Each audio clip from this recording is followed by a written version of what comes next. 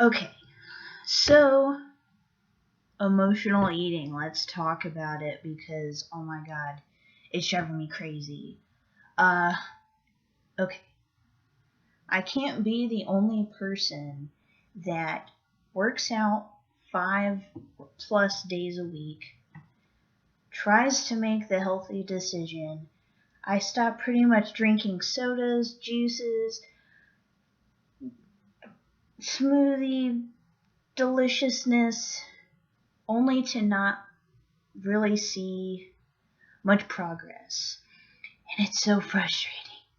And when I say not seeing much progress, I guess it's kind of ironic because since starting my fitness journey, I've actually lost a pant size and I've lost, inches, especially in this round face right here.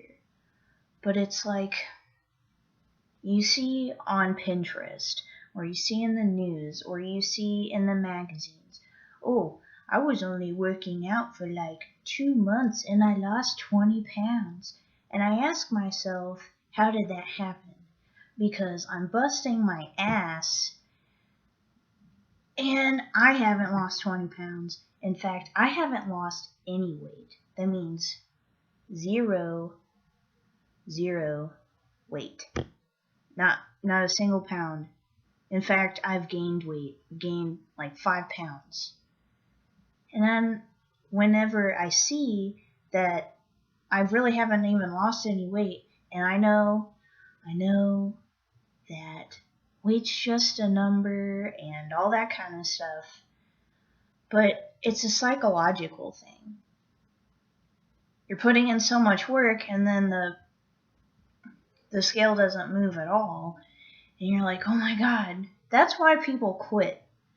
I think that's why. I've never really been in this position where I've had to lose weight because I don't know if you've watched my other videos, but I suffer from sciatica. And before sciatica, I was an athlete, from 7 years old through college, an athlete. And then all of a sudden, sciatica pretty much crippled me for over 3 years. And of course, I lost all my muscle. I gained it in fat. It's just sadness all around. I was really depressed because I couldn't do anything without pain. I couldn't even pee without pain. I mean, that's pain right there. I've had kidney stones, and at least with kidney stones, the pain goes away. With sciatica, for a lot of people, that pain does not go away. Medicine doesn't help. Nothing helps. Well, except for me, a chiropractor helped. And now I'm almost pain-free, although I do have recurring bouts every few weeks. Anyway. So I never really had to worry about my weight because I was always lean. I honestly could eat whatever I wanted, and I wouldn't gain a single pound because I was always moving. I was always active. And then the sciatica spine injury happened. Here I am, 3.5 years later, almost 4 years later, and I'm trying to lose 30 pounds. Never thought I'd even be here.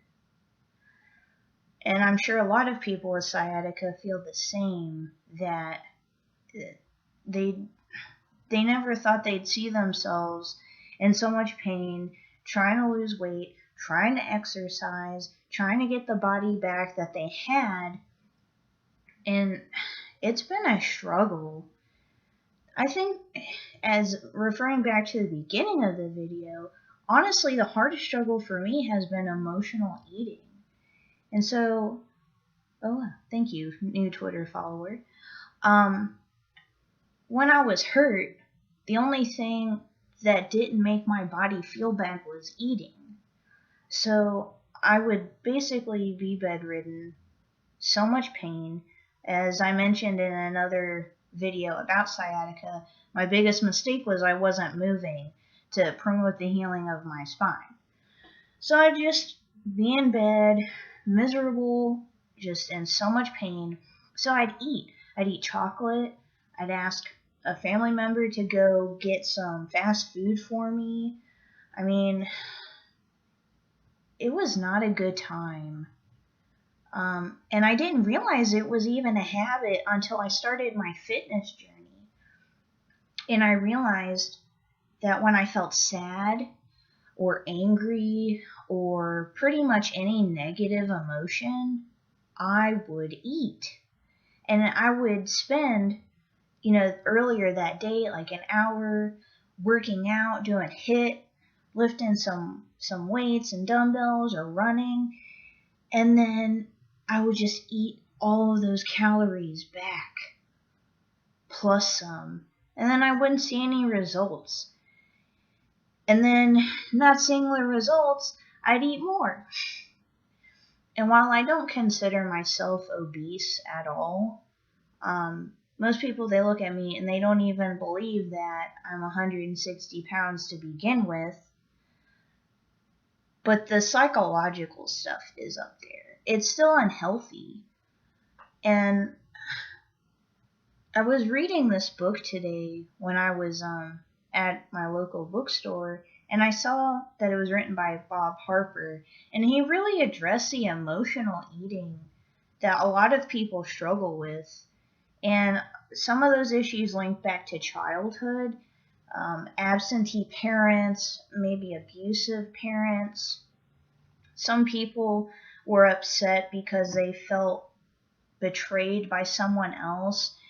There's a whole lot of different scenarios, and it really resonated with me because he said, you need to take responsibility for your actions. Your mom isn't making you eat. Your best friend isn't making you eat. Your pastor isn't making you eat. The only person that can put food in your mouth is yourself. And you need to deal with those negative emotions to get past it so you can love yourself and make healthy decisions. Respect your body.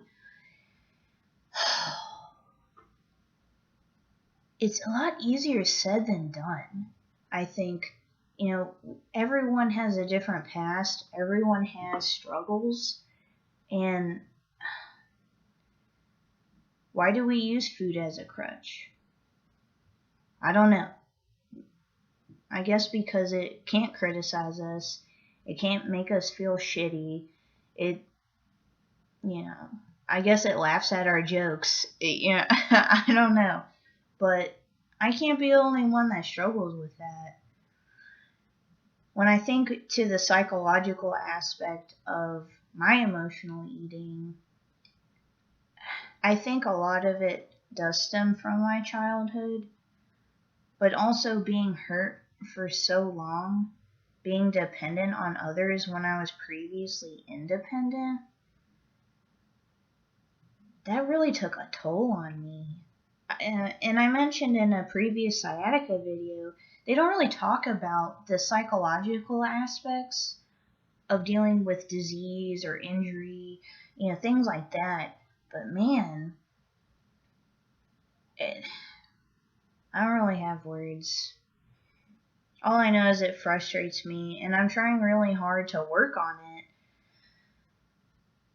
But sometimes it's like you are eating from your emotions and you don't even realize it. It wasn't really until I was, elbows deep in a pasta dish yesterday, late at night, like 11 o'clock at night, that I realized I was eating because my sciatica was hurting me.